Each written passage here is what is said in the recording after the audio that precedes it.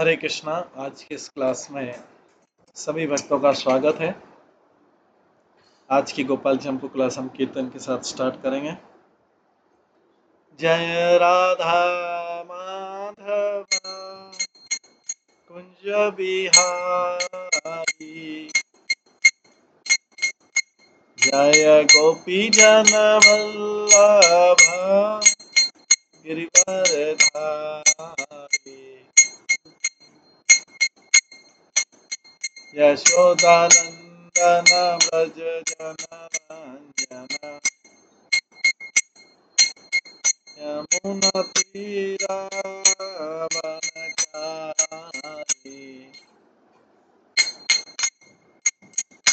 जय राधा माधव कुंज बिहारी।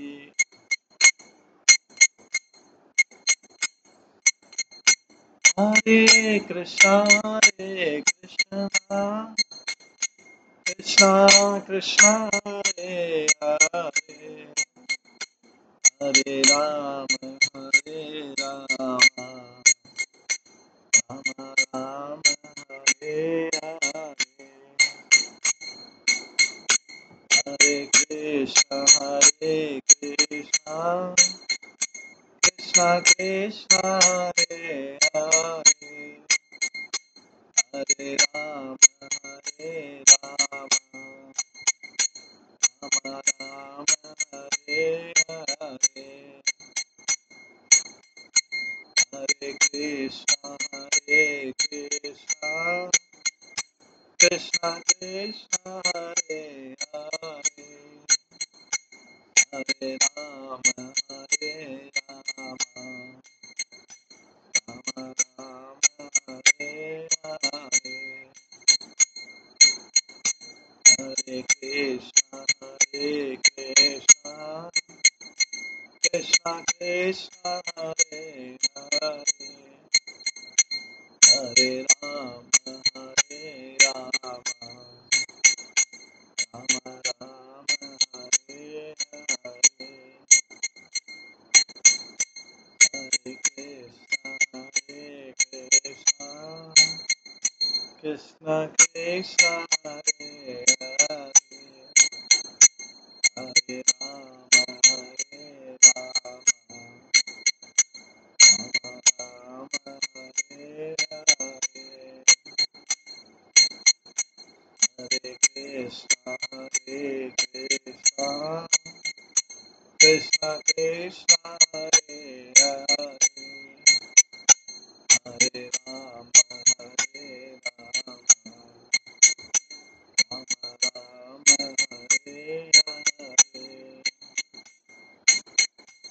हरे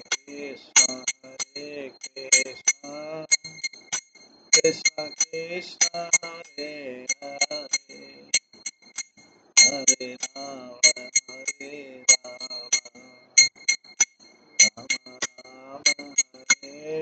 हरे, हरे कृष्णा कृष्णा कृष्णा हरे हरे, हरे राम राम राम हरे हरे, हरे कृष्णा कृष्णा कृष्णा हरे हरे, हरे राम राम राम हरे हरे, हरे कृष्णा कृष्णा कृष्णा हरे हरे, हरे राम राम राम हरे हरे, जय राधा गोविंद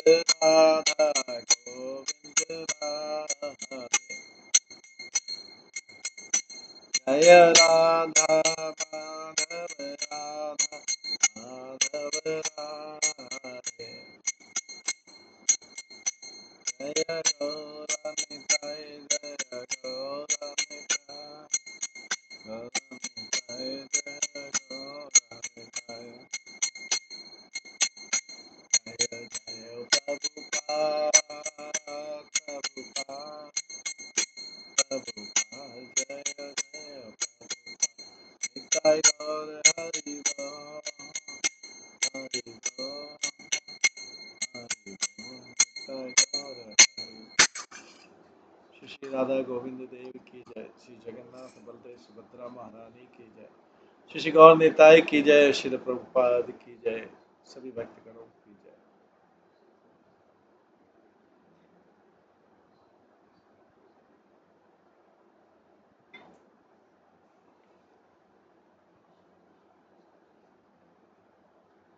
कल हम श्रवण कर रहे थे श्री गोपाल चंपू के उत्तर भाग से।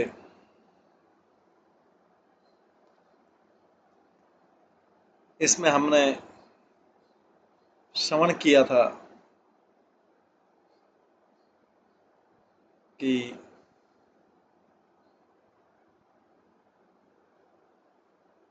जरासंध के वध और राजसूय यज्ञ के लिए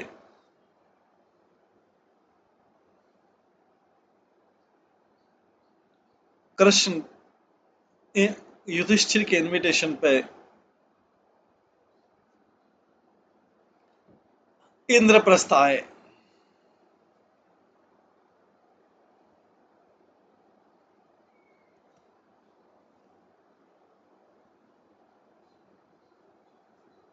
श्री कृष्ण बोले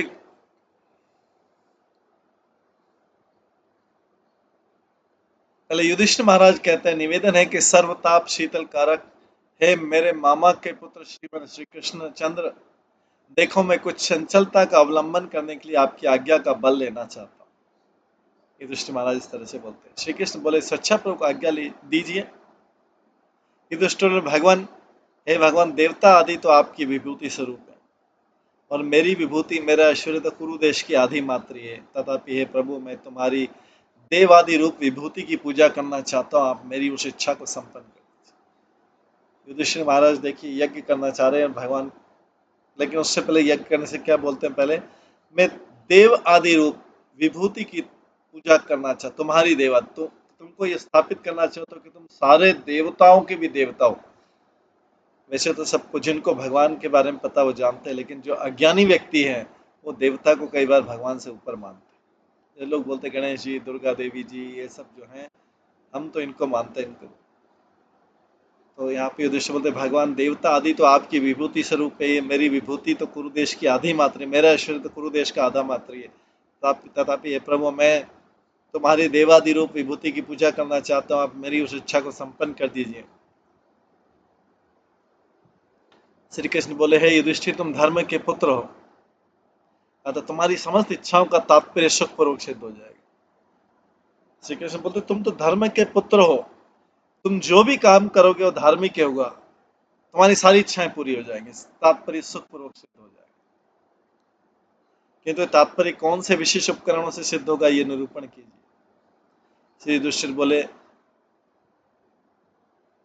हे भगवान राजसूय यज्ञ से तीनों लोग तप हो जाते हैं, मेरा इच्छा है आपको राजसूय, क्योंकि राजसूय युग में फिर श्रेष्ठ व्यक्ति का भी वर्णन करना पड़ता है।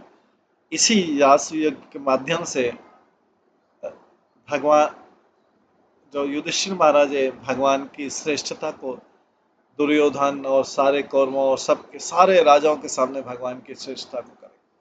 हालांकि जो भगवान के भक्त हो तो जानते, लेकिन बाकी लोग नहीं जानते कि भगवान श्रेष्ठ है या कृष्ण श्रेष्ठ। अगर सारा जगत जानता होता कि कृष्ण श्रेष्ठ है तो लोग देवी देवताओं की पूजा नहीं करते, वो सोचते हैं कि कृष्ण भी कोई एक देवता है। तो इसलिए श्री युधिष्ठिर महाराज कृष्ण की श्रेष्ठता सर्वश्रेष्ठता को स्थापित करना चाह रहे हैं।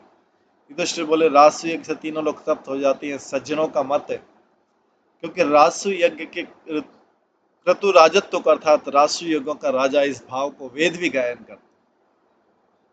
राजसु है सारे यज्ञों में, राजसु यज्ञ जो है वेदों का, यज्ञों का राजा है। श्री कृष्ण मंद हास्य पूर्वक बोले, है राजन, मेरे विचार में तो अपने कुतर्कों से वेद का विनाश करने वाले नास्तिक प्राणियों के सिवा सभी प्राणी मेरी प्रीति से युक्त है। वैसे तो मेरे मेरे विचार से तो अपने कुतर्कों से वेद का विनाश करने वाले नास्तिक प्राणियों के सिवा सभी प्राणी मेरी प्रीति से युक्त है, और मेरी तृप्ति से ही वे देवता आदि प्राणी भी विस्तार को प्राप्त होने वाली तृप्ति से युक्त हो जाते हैं। इसलिए नित्य मेरी तृप्ति करने वाले आप सबके संबंध में उन देवता आदिकों की तृप्ति अपूर्वता को नहीं प्राप्त हो सकती। तथापि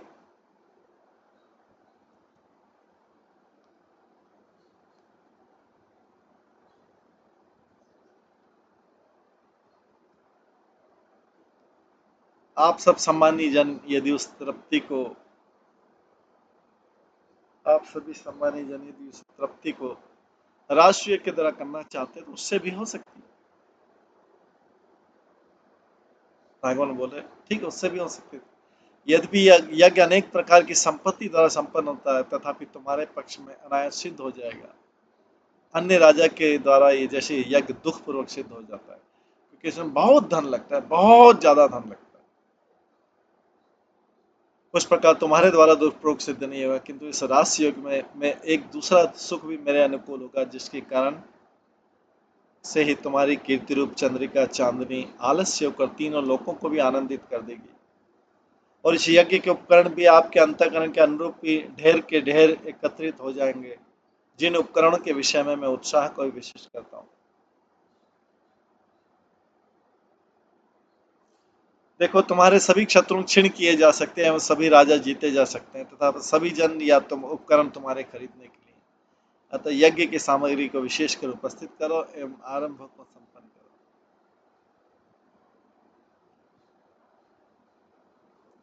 इस प्रकार श्री कृष्ण ने राधा युधिष्ठिर को अपने तेज से विशेष विराजमान करके पुनः, ये भीम अर्जुन तुम्हारे भाई लोग भी वायु इंद्र आदि लोकपालों की मूर्ति इस प्रकार की वाणी में उस अपने तेज के द्वारा युधिष्ठिर के भाइयों को भी समृद्धि युक्त कर दिया।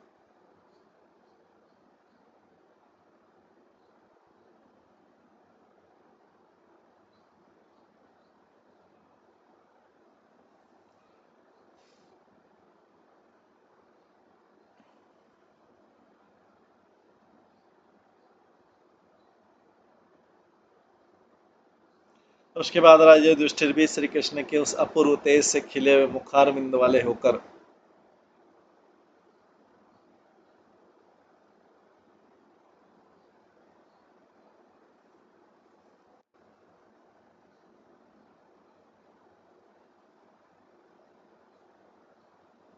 उसके बाद राजा युधिष्ठिर भी श्री कृष्ण के उस अपूर्व तेज से खिले हुए मुखारविंद वाले होकर एवं उसी प्रकार के भ्रातवर्ग के साथ सहसा उल्लासित होकर जगत भर की लक्ष्मी को ही अपने में निवास कराते हुए दिखाई देते।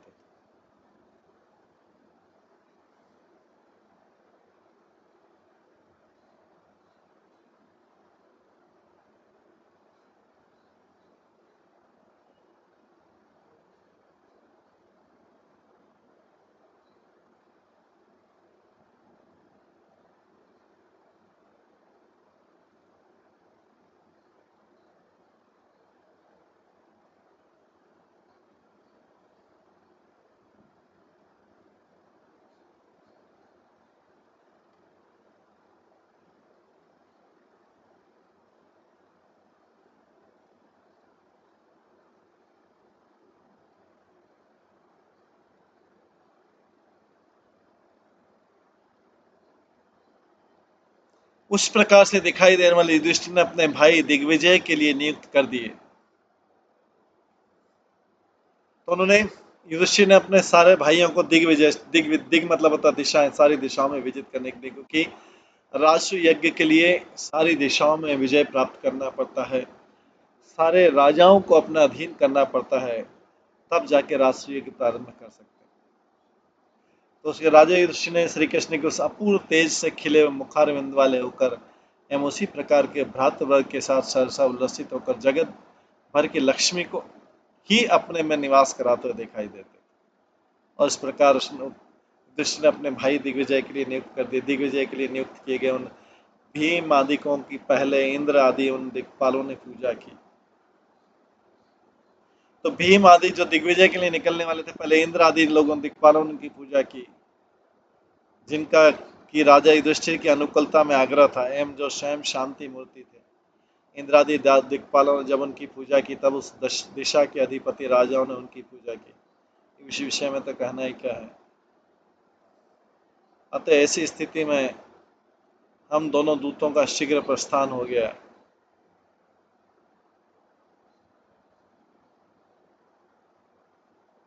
अर्थात भीमादिकों के दिग्विजय के चलते ही हम दोनों भी वहां से शीघ्र चल दिए।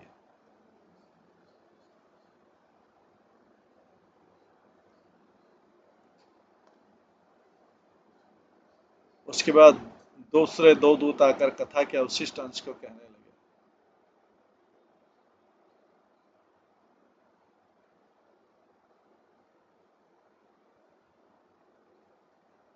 उसके बाद दूसरे दो दूत आकर कथा के अवशिष्ट अंश को कहने लगे। श्री युधिष्ठिर के जो छोटे भाई दिग्विजय के लिए गए थे,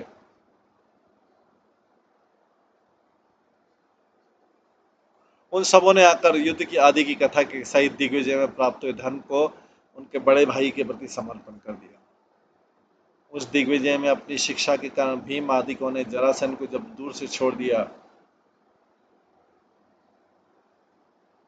तब श्री कृष्ण ने उद्धव जी के पूर्वोक्त विचारों के द्वारा युधिष्ठिर जी के हर्ष की रचना कर दी। क्योंकि उद्धव जी जिस प्रकार कृष्ण के प्रभाव को जानते थे, उसी प्रकार राजा युधिष्ठिर भी श्री कृष्ण के प्रभाव को जानते थे। अतः उद्धव जी के विचार से उनको महान हर्ष हुआ। ये भाव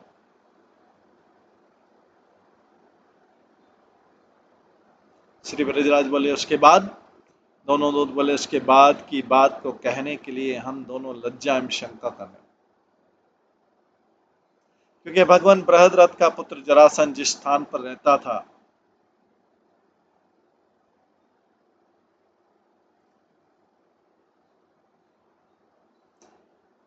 क्योंकि हे भगवान बृहद्रथ का पुत्र जरासंध जिस स्थान पर रहता था, भीमसेन अर्जुन एवं श्री कृष्ण तीनों ब्राह्मण का वेश धारण करके जरासंध के गिरिव्रज नामक उसी स्थान पर चले गए।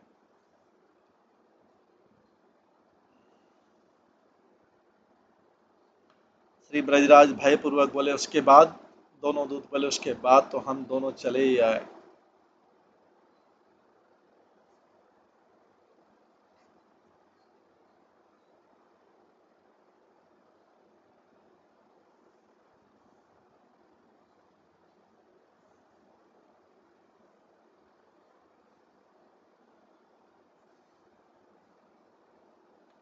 श्री ब्रजराज भयपूर्वक बोले, उसके बाद दोनों दूत बोले, उसके बाद तो हम दोनों चले ही आए।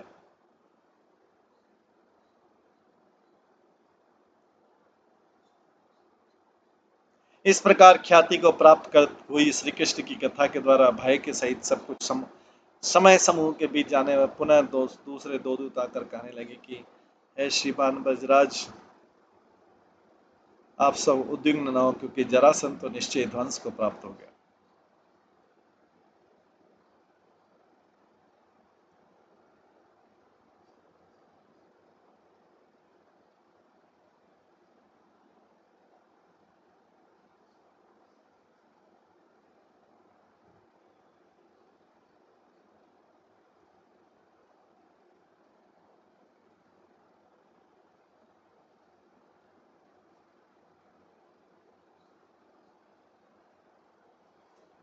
उसके बाद दो दूत आकर कथा के अवशिष्ट अंश को कहने लगे कि युधिष्ठिर के जो छोटे भाई दिग्विजय के लिए गए थे, सबने आके अपना धन समर्पित किया, और दिग्विजय में शिक्षा आदि कारण भीम आदिकों ने जरासंध को जब दूर से छोड़ दिया था, तब श्री कृष्ण ने उद्धव जी के पूर्वोक्त विचार के द्वारा युधिष्ठिर के हर्ष की रचना कर दी। क्योंकि उद्धव जी जिस प्रकार श्री कृष्ण के प्रभाव को जानते हैं, उसी प्रकार वे राजा युधिष्ठिर भी श्री कृष्ण के प्रभाव को जानते थे। अतः उद्धव जी के विचार से उनको महान हर्ष ये भाव प्राप्त।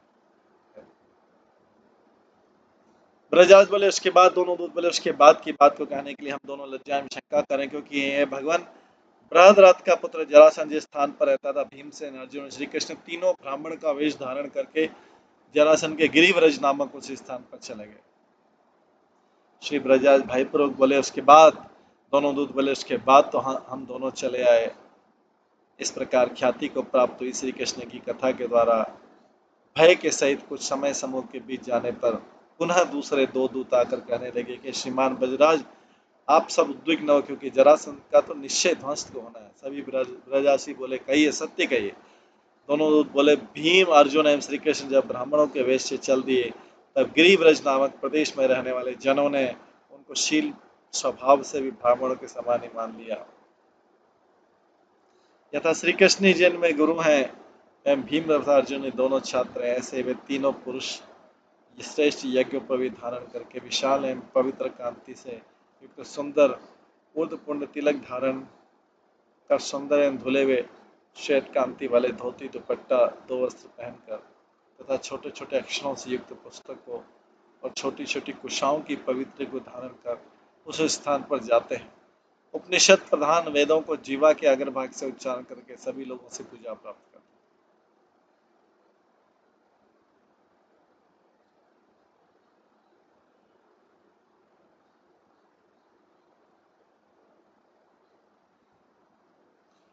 श्री बजराज के सभासद हंसते हुए पूछने लगे कि भीमसेन का तो भोजन तो बहुत ही दिखाई देता है, और अतः उतना अन्य किस प्रकार प्राप्त होता था।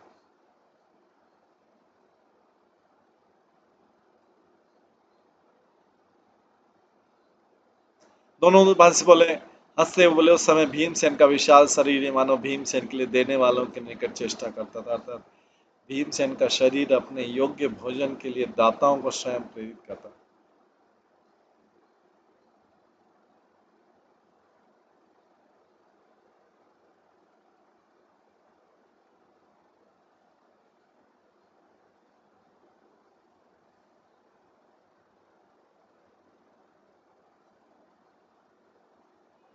तात्पर्य उसके लंबे चौड़े शरीर को देखकर देने वाले स्वयं उसके योग्य दे देते थे, अतः उसके खाने पीने के विवरण के कौतुक को रहने दीजिए। वे तीनों तो परिपाटी की चाल से मगध देश में जाकर गिरिव्रज के नागरिक जनों द्वारा पूजा प्राप्त कर माला एवं चंदन आदि से युक्त होने के कारण अत्यंत अपूर्व वेश धारण करने वाले विद्याधरों की तरह वहां पर विचरण करने लगे।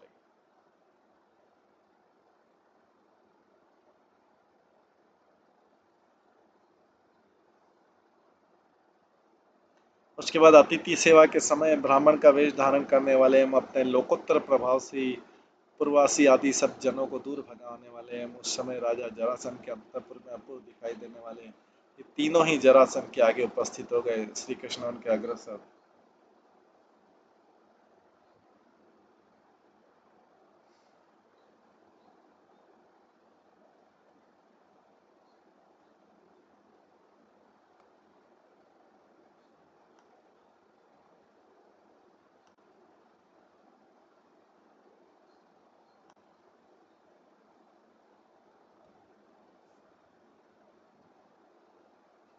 श्री ब्रजराज बोले, उसके बाद दोनों दूत बोले, उसके बाद मगध देश के राजा जरासंध ने उनको ब्राह्मण जानकर बोला, मेरे सामने मेरे समान कोई ब्राह्मणों का भक्त नहीं है। इस प्रकार की ब्राह्मणता के गर्व से युक्त होकर अपने को गर्व रहित मानकर प्रमाण किया।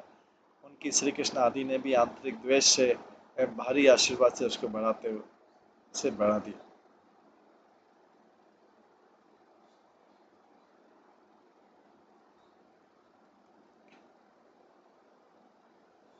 आशीर्वाद पक्ष में अर्थ था, हे जरासंध, देखो तुम श्वेत पत्र एवं उनसे युक्त गदा ब्रह्मा विष्णु तथा महादेव इन तीनों देवताओं के तेज से सभी बंधु वर्गों में सुख का अनुभव करो। आंतरिक द्वेष पक्ष में अर्थ आता है, जरासंध, तुम श्वेत पत्रज्ञ अर्जुन गदाव्रत श्री कृष्ण एवं भीमसेन इन तीनों के तेज से समस्त बंधु समूह में सुखाय सुष्ठु आकाश शून्यो भव, अर्थात भली प्रकार आकाश की तरह शून्य हो जाओ, तात्पर्य प्राण रहित हो जाओ।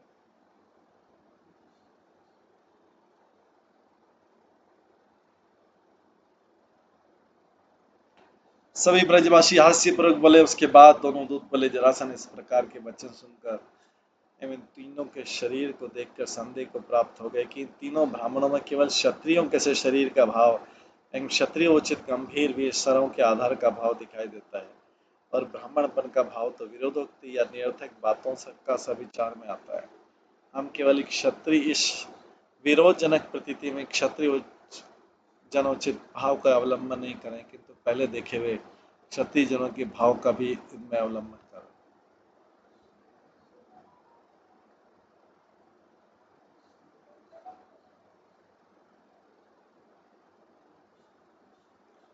इस विचार के बाद जरासन अपने मन में दूसरे विचार को भी करने लगा कि तीनों व्यक्ति चाहे ब्राह्मण हो, क्षत्रिय अथवा कपटी हो, तो भी धर्म एवं शूरवीरता को चाहने वाले मेरे द्वारा आदर की दृष्टि से अवश्य अंगीकार करने योग्य।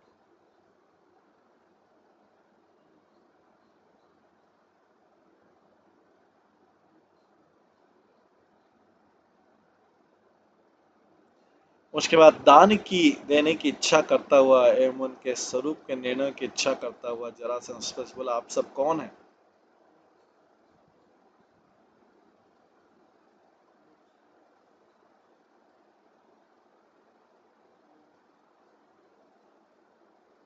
एवं ब्राह्मणों के चिन्हों का अनुसरण करने पर भी बाहर माला चंदन आदि धारण करने वाले का भाव क्यों अंगीकार किया? उन तीनों में से तो हमारे रूप आदि से हमको समझकर भी तुमने जो पूछा है उसका कहना व्यर्थ। इस भाव की सूचना करते श्री कृष्ण ने कहा, हम तो अब अभ्यागत कि जो बाहरी माला चंदन आदि भूषण दूषण को नहीं प्राप्त होता है, क्योंकि जो पुरुष लक्ष्मी के निवास स्थान स्वरूप का माला चंदन आदि बाहरी जो भूषण है वो उनकी लक्ष्मी कहा जाता है।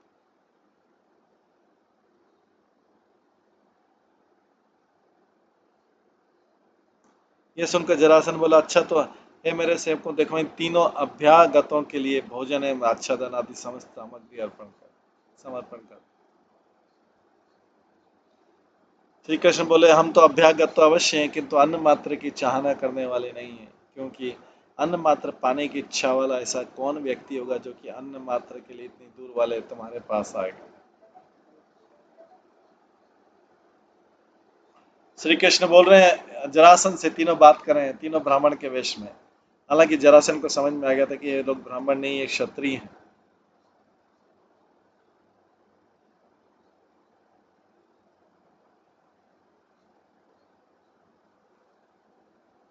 जरासन अब के सेवकों से बोला कि भाई भोजन एवं आच्छादन आदि समस्त ये सब ब्राह्मण इनको अर्पण कर दो। श्री कृष्ण बोले, हम तो अभ्यागत तो अवश्य, किंतु अन्न मात्र की चाहना करने वाले नहीं, क्योंकि अन्न मात्र की पाने वाली की इच्छा वाला ऐसा कौन व्यक्ति होगा जो कि अन्न मात्र के लिए इतनी दूर रहने वाले तुम्हारे पास में आएगा? और सत्यव्रत परायण श्री हरिश्चंद्र आदि राजा भी इस प्रकार की दान वीरता के विशिष्ट पराक्रम का आश्रय लेने वाले हो गए।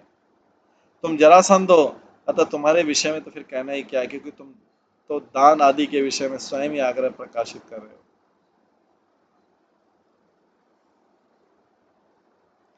इसलिए हम तीनों को आपकी समिति अर्थात सभा में युद्ध को देखने के लिए यहाँ पर आए हुए हैं, क्योंकि तुम्हारी समिति तुम्हारे पिता एवं पितामह आदि के क्रम से वित्रासा अर्थात भयरथी या विशिष्ट भय से युक्त पुकारी जाती।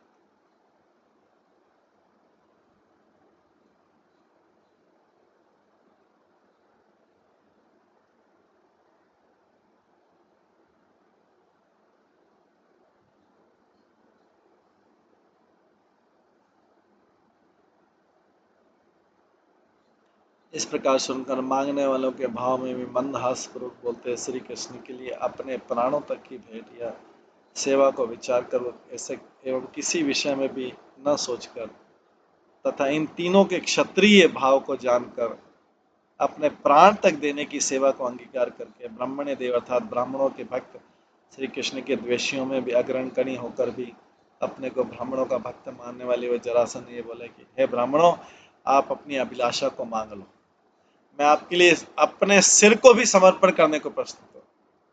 जरासन बोलते हैं, हे ब्राह्मणों, मैं आपके लिए अपने सिर को भी समर्पण करने को प्रस्तुत। ये जरासन जैसे असुर का भी भाव था उन ब्राह्मणों के लिए। हालांकि जरासन असुर कुल का था, लेकिन उसका भी ब्राह्मणों के लिए इतना सत्कार था कि मैं आपके अपने सिर को भी समर्पण करने को प्रस्तुत था।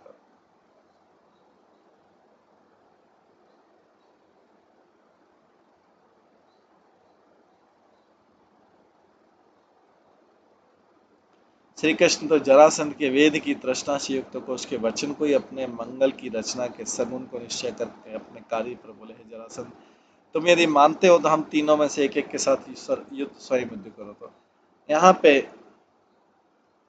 श्री कृष्ण मांग रहे हैं, क्या मांग रहे हैं? युद्ध दान।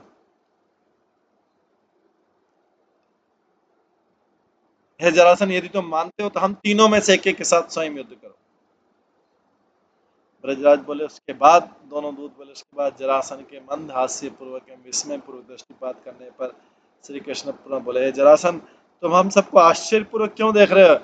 हम सब में ब्राह्मणता के अभिप्राय को मत प्राप्त हो, अर्थात ये ब्राह्मण है, इस भाव को मत समझो, क्योंकि जिस कारण से ये अन्न मात्र की चाहने वाले इस भाव को अवलंबन कर अपने मस्तक के देने को भी उद्देश्य बना रहे हो।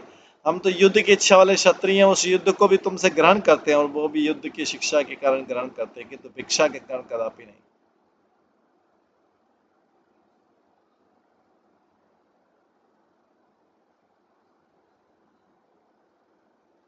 पुनः मगध नरेश जरासंध जब आश्चर्य पूर्वक दो तीन बार देखने लगा, तब श्री कृष्ण बोले, तुम संदेह पूर्वक क्यों देख रहे हो? परिचय से युक्त भाव से देखो। यह मोटे शरीर वाला जो मेरे साथ में है भीम है। भीम एव अर्थात रुद्र की तरह जिसका स्थान है प्रभाव अहंकारी हो, तथा ये अपने प्रतिकूल पुरुषों को पीछे फेंक देता है। और ये भीमसेन का छोटा भाई श्रीमान अर्जुन है, ये कृतवीर्य नामक राजा के पुत्र शास्त्र बाहु अर्जुन की तरह पराक्रम को उत्पन्न करने वाला हूँ। और मैं तो सर्वदा नवीन हाथियों के अपहरणकारी कर्म के करने वाले सिंह की तरह सर्वश्रेष्ठ दैत्यों के अपहरणकारी कर्म करने वाला स्वयं हरि हूँ, अर्थात श्री कृष्ण एवं इन दोनों भाइयों के मामा श्री वसुदेव जी से मेरा जन्म हुआ।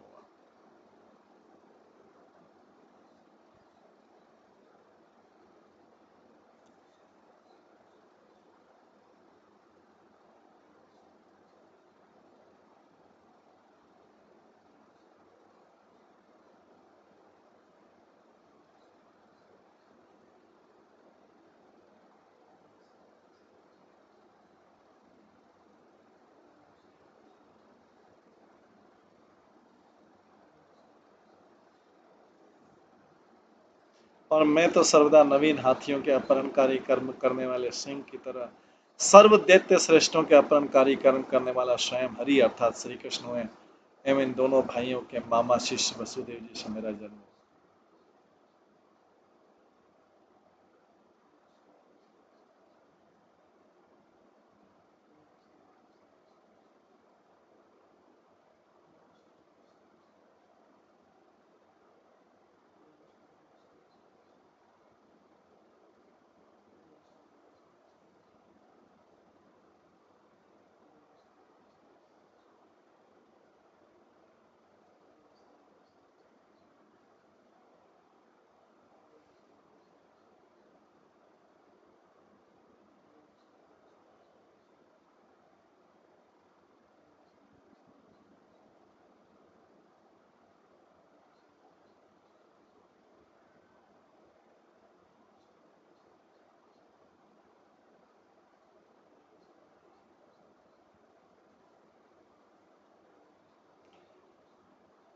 तो अपना परिचय दिया, मैं तो सर्वदा नवीन हाथियों के अपहरणकारी कर्म करने वाले सिंह की तरह सर्व दैत्य श्रेष्ठों के अपहरणकारी कर्म करने वाला स्वयं हरि अर्थात श्री कृष्ण एवं इन दोनों भाइयों के मामा श्री वसुदेव जी से मेरा जन्म हुआ है।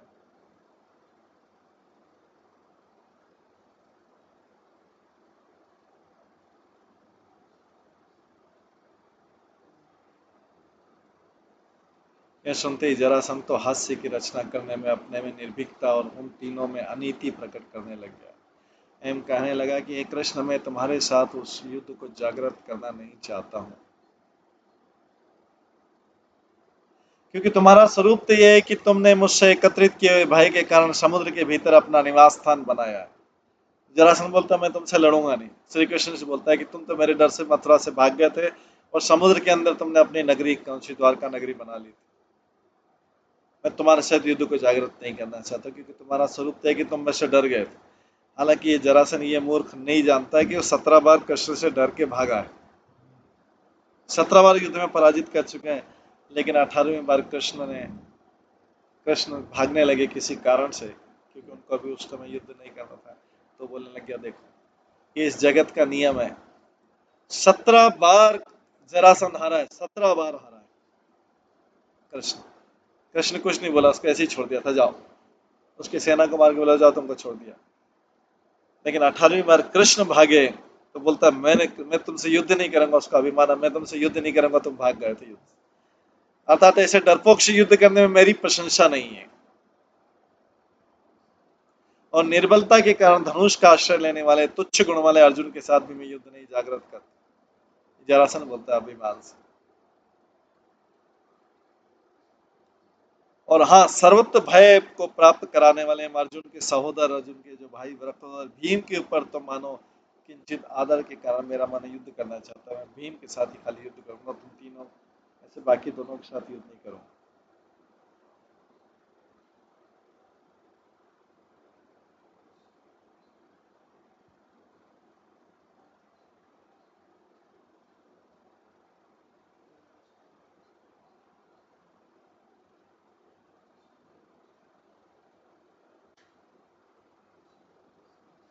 यह सुनकर श्री कृष्ण हर्षपूर्वक बोले, जरासन, यह जो हमारा अंगीकार करना है वह तो तुमने अंगीकार कर ही लिया, क्योंकि तुम तो भीमसेन के तेज को देखकर भी सामने ही अंधे का सा आचरण कर, आगे श्री शंकर जी का तेज देखकर भी अंधक वाले नामक असुर का सा आचरण कर।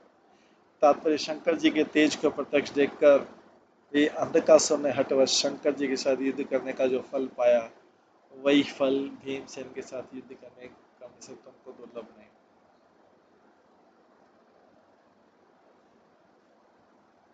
अतः ऐसी स्थिति में अपने को शूरवीर मानने वाला वह जरासंध तो अपने मुख की वाणी को सत्य करने के लिए अनन्य होकर हर्षपूर्वक 2 गदा लाकर उन दोनों में से एक गदा को भीमसेन की इच्छा के अनुसार भीमसेन के हाथ में देकर रणांगण में उतर पड़ा।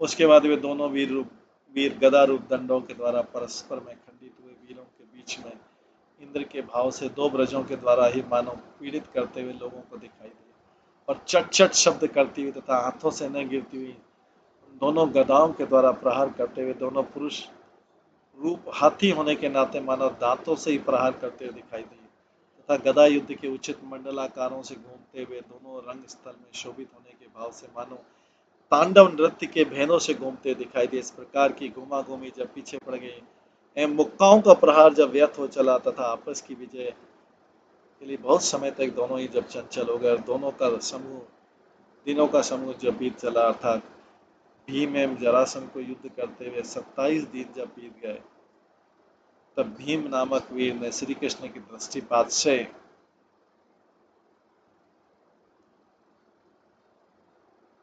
बल की विशेष पराकाष्ठा को प्राप्त करके भी जरासंध के वध के लिए उस प्रकार के उपाय को झटपट नहीं जाना। अतः श्री कृष्ण के द्वारा वृक्ष की शाखा के बीच से विदारण करने के लिए इशारे से उसके वध के निश्चय को पाकर शत्रु के बल रूप प्रबल शैवाल के समूह को फाड़ने के लिए अनिवार्य हाथी के समान हुए उस भीमसेन ने उस जरासंध की शाखा की तरह बीच से विदीर्ण कर दिया एवं श्री कृष्ण आदि स्वजन तथा साधु जनों के सुख को भी उत्पन्न कर लिया।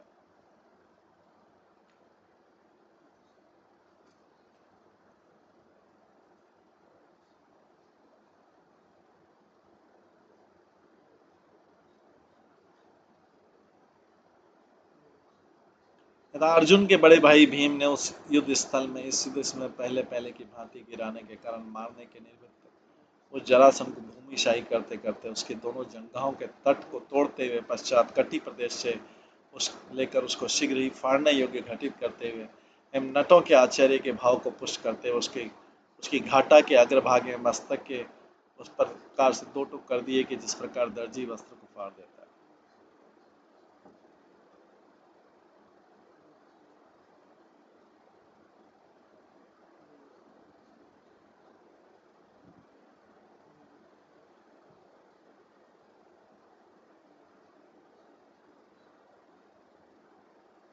जरासन की संधियों के जोड़ को खोलते भीमसेन ने भाव भी प्रकाशित कर दिया कि जरासन, मैं श्री कृष्ण का बड़ा भाई बलराम नहीं हूँ, कृष्ण भी नहीं हूँ, किंतु अर्जुन का बड़ा भाई भीम हूँ।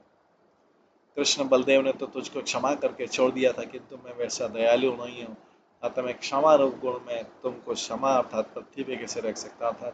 श्री कृष्ण का शत्रु होने के कारण तुझको मैं मार ही डालूंगा। उसके बाद असुरों ने हा जरासंध इस प्रकार कहते कहते तथा देवताओं ने हा जरासंध को धिक्कार इस प्रकार कहते कहते सबको हाहाकार का आधार बना दिया। वहां पर हाँ शब्द के दो अर्थ हैं, पहले का विषाद अर्थ है, दूसरे का निंदा अर्थ है। अतः विषाद अर्थ हाँ शब्द के योग में द्वितीय नहीं है, किंतु दूसरे निंदा अर्थ हाँ शब्द के योग में द्वितीय होगा।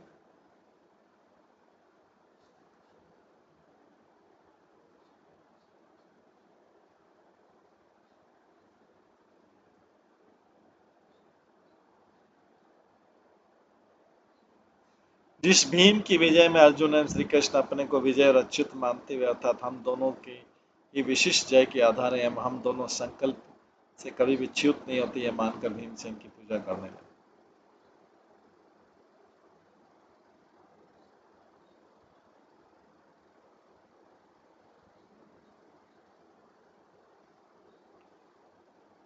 उसके बाद शत्रुजनों के आक्रमण से मानो अस्थिरता सी धारण करके श्री कृष्ण चंद्र जरासन के अंतपुर के मार्ग में खड़े हुए एवं घोड़ा तथा शस्त्र आदि से सजे मणि और कांचन से बने हुए किसी रथ को बलपूर्वक अपने अधीन करके भीम एवं अर्जुन के सहित उस पर चढ़कर सावधानी पूर्वक खड़े हुए।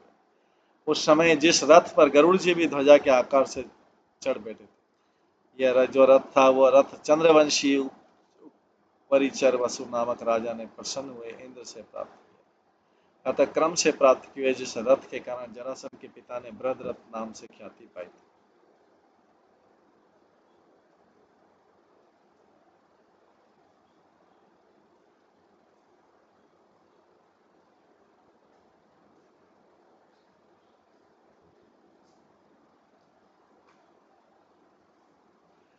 श्री ब्रजराज बोले उसके बाद दोनों दूत बोले उसके बाद यदुदेव श्री कृष्ण ने भीम एवं अर्जुन सहित जिनका शौक भली प्रकार देखा था, अतः जरासंध के संबंधी लोगों के सुख विधानार्थ एवं उनके पुत्र सहदेव को राजपद पर अभिषेक कर दिया। तदंतर सत्य प्रतिज्ञ दया सिंधु दीन बंधु श्री कृष्ण ने जरासंध ने जिनका बंधन किया था उन राजाओं का अनुसंधान करके पर्वत की गुफा में निबद्ध उन राजाओं के बंधन आगार को ही प्राप्त कर उसको उनको कारोगार से बाहर निकाल दिया। बाहर निकाल कर उनको निहार कर भी बहुत देर तक सजल नयन गदगद होने के कारण स्पष्ट कुछ भी नहीं कहा।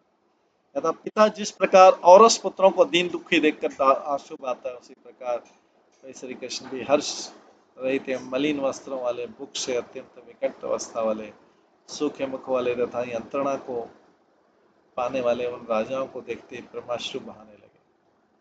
भक्त के ऊपर स्नेह प्रदर्शन करने वाले श्री कृष्ण की यह मंगलमय क्रिया केवल उन राजाओं के ऊपर ही स्पष्ट रूप से आर्द्रता को अर्थात स्नेह के भाव को नहीं धारण कर रही,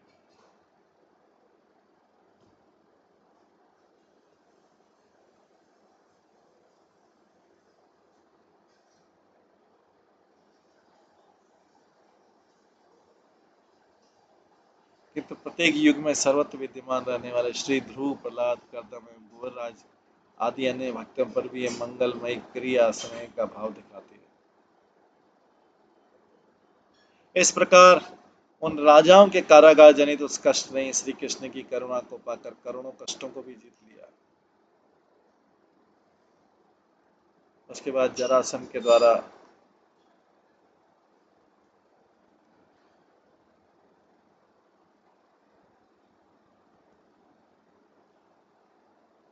बंधे उन राजाओं ने अपने अपने नेत्रों के द्वारा श्री कृष्ण के रूप का स्पर्श करा था, देखकर अपनी त्वचा से श्री कृष्ण की किरणों के विस्तार का स्पर्श कर अपनी अपनी दोनों नासिकाओं के द्वारा उनकी इष्ट गंध को सूंघ कर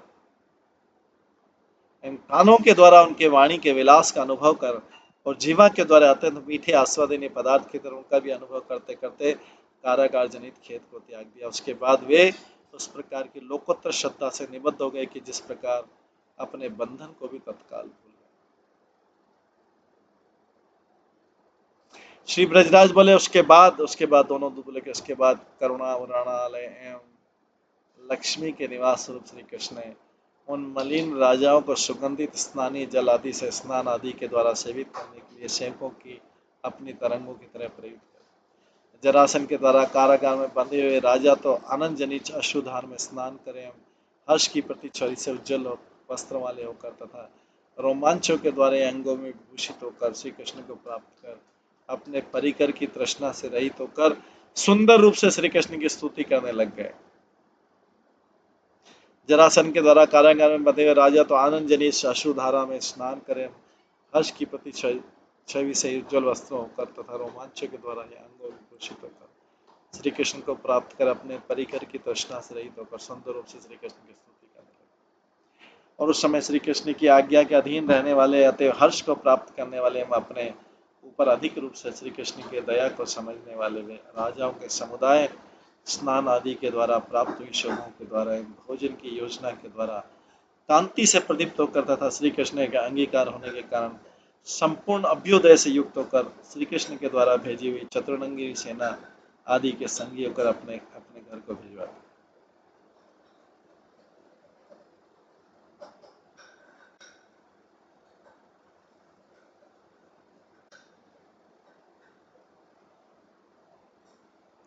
घर में पहुंचने पर उन राजाओं की सभा में निवास करने वाले जनों ने अन्य सज्जनों ने भी पहले की तरह वैभव होने के कारण आश्चर्यपूर्वक देखते बहुत देर के बाद उन राजाओं को पहचाना और श्री गोविंद की कृपा को प्राप्त करने वाले उन राजाओं के मुख से ही श्री कृष्ण संबंधी सुख का आस्वादन प्राप्त करने वाले अतः उन राजाओं के साथ सच्ची मित्रता करने वाले समस्त बंधुओं ने भली प्रकार उत्पन्न की अद्भुत भाग्य से युक्त थी।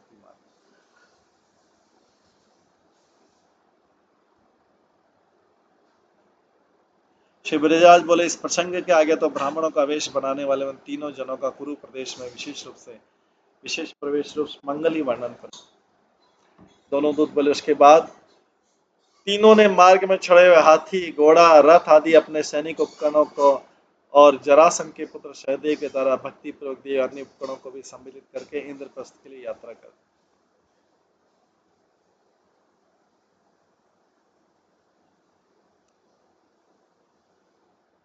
इस प्रकार उन्होंने इंद्रप्रस्थ नामक अपने प्रिय भवन को प्राप्त करके प्रत्येक ने स्पष्ट ही अपने अपने शंख बजा दिए।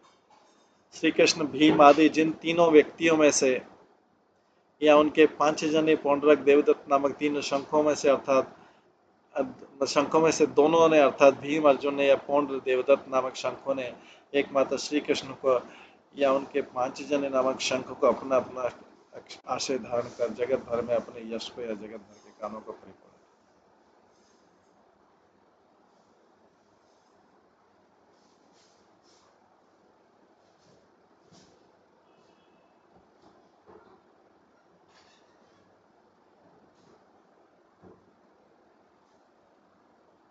अर्थात भीम अर्जुन ने दोनों ने तो श्री कृष्ण का सहारा लेकर अपने यश को जगत में भर दिया। भीम तथा अर्जुन इन दोनों के पौंड्र एवं देवदत्त नामक दोनों शंखों ने भी श्री कृष्ण के पांचजन्य नामक शंख का सहारा लेकर संसार में सबके कान अपने शब्द से भर दिए।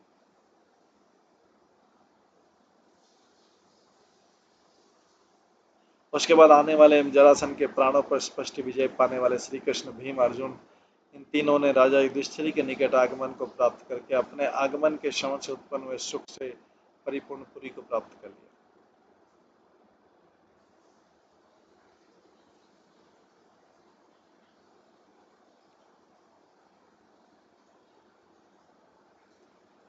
उस जरासन की विजय के प्रसंग में श्री कृष्ण के द्वारा रची गई मित्रता अर्थात सहायता को सुनने वाले युधिष्ठिर जी का गंभीरता रूप गुण जब उस मित्रता की प्रशंसा को ढकने लग गया तब उससे महान बलवान अश्रुप्रभा ने उस गंभीरता को भी ढक दिया।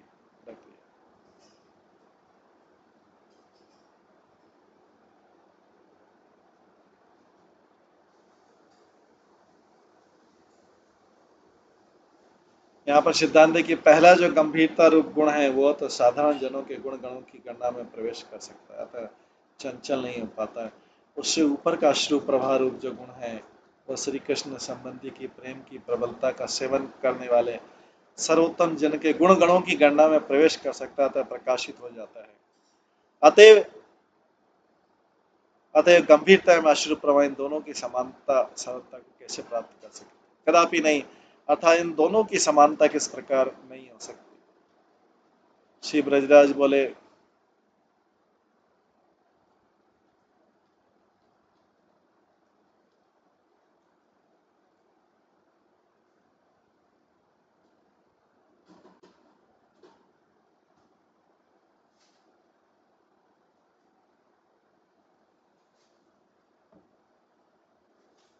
यदि दिल्ली से मगध देश में जाना था तो वृंदावन उसके बीच में ही पड़ता है। तब वे श्री कृष्ण आदि मगध देश में कौन से मार्ग से गए? वर्तमान दिल्ली को इंद्रप्रस्थ कहते हैं, वो वृंदावन से वायु कोण में है। वर्तमान पटना मुंगेर आदि प्रदेश को मगध प्रदेश कहते हैं। यह वृंदावन से पूर्व की ओर आता है। दिल्ली से मगध देश जाते समय वृंदावन में होकर जाना संभव था। यहाँ होकर क्यों नहीं गए? इसी भाव से ब्रजराज के प्रश्न। दोनों दूत बोले, गंगा यमुना के बीच की भूमि को अंतर्वेदी कहते हैं, अतः उस अंतर्वेदी के बीच में वर्तमान एवं वृंदावन से दूर संबंध रखने वाले मार्ग से श्री कृष्ण मगध आदि में गए। अतः वृंदावन नहीं आ सके, क्योंकि आपके स्थान ब्रज के लिए श्री कृष्ण का सर्वोत्तम भाव से प्रस्थान तो ब्रज में नित्य रहने के लिए होगा। सभी ब्रजवासी बोले, हाय बड़े खेद की बात है कि श्री कृष्ण ब्रज में आएंगे। इस समाचार को तो हम निरंतर सुनते आ रहे हैं, परंतु केवल उनके आगमन को नहीं देख रहे हैं। दोनों दूत बोले, श्रीमान उद्धव जी के मत से जाना जाता है कि श्री कृष्ण के आगमन में अब अतिशय विलंब नहीं होगा।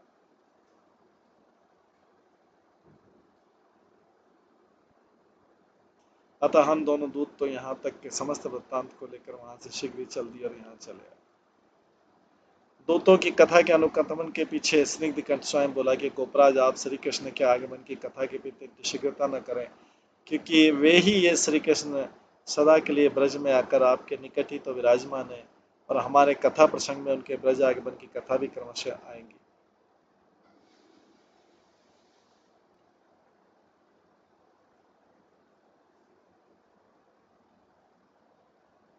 अनंतर रात्रि में होने वाले श्री राधा माधव की सभा में स्निग्ध कंठ ने कहा, श्रीमती राधिके, देखो आप सब गोपियों के निकट तो श्रीमान उद्धव जी का संदेश ही उस समय जागृत था।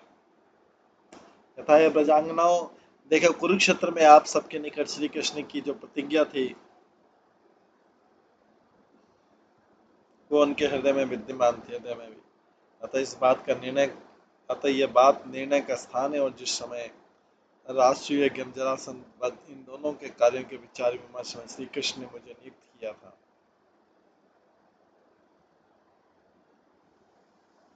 तब मैंने उस विचार के बीच में आप सबके नाम के द्वारा कुछ कहा था। उस समय श्री कृष्ण के अंतःकरण में विद्यमान आप सबके ऊपर जो कोई अनिर्वचनीय प्रेम था, उसको मैंने उनके नेत्रों से देख लिया। अतः आप सब किसी प्रकार की चिंता न करें।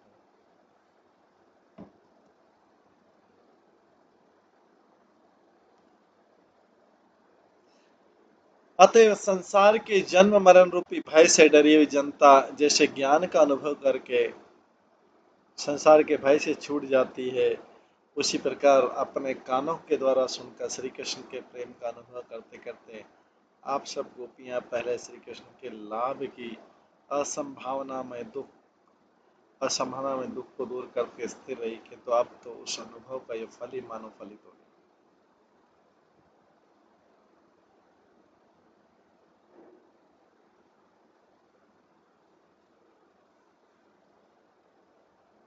देखो ये वृषभानु नंदिनी, पहले श्री कृष्ण का जो विरहता रूप सूर्य आपके कोमल अंगों को विशेष सुखा रहा है और इस प्रकार विख्यात था। राधा रानी से बोलते हैं कथा, देखो ये वृषभानु नंदिनी, पहले श्री कृष्ण का जो विरहता रूप सूर्य आपके कोमल अंग को विशेष सुखा रहा था, उस प्रकार विख्यात था, किंतु अब वही विरहता पुरुष सूर्य श्री कृष्ण की दृष्टि रूप मेघों के द्वारा उल्पाभम बहुत सी डाली वाली लता के समान आपके उसी अंग को स्निग्ध करता और प्रफुल्लित कर रहा है।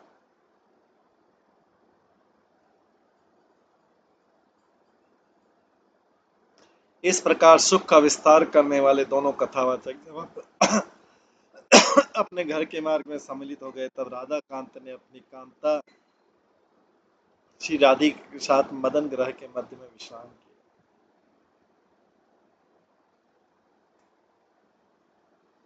इस तरह से 26वां अध्याय कंप्लीट होता है।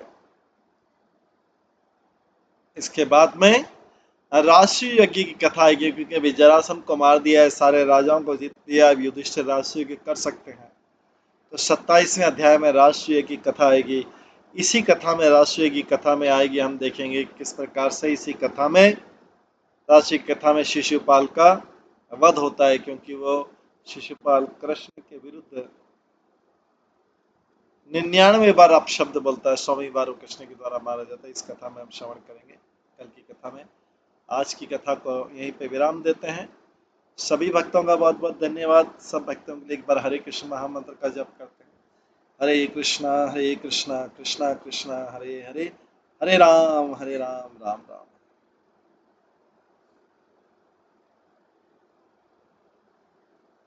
श्री श्री गोपाल चंपू ग्रंथ की जय।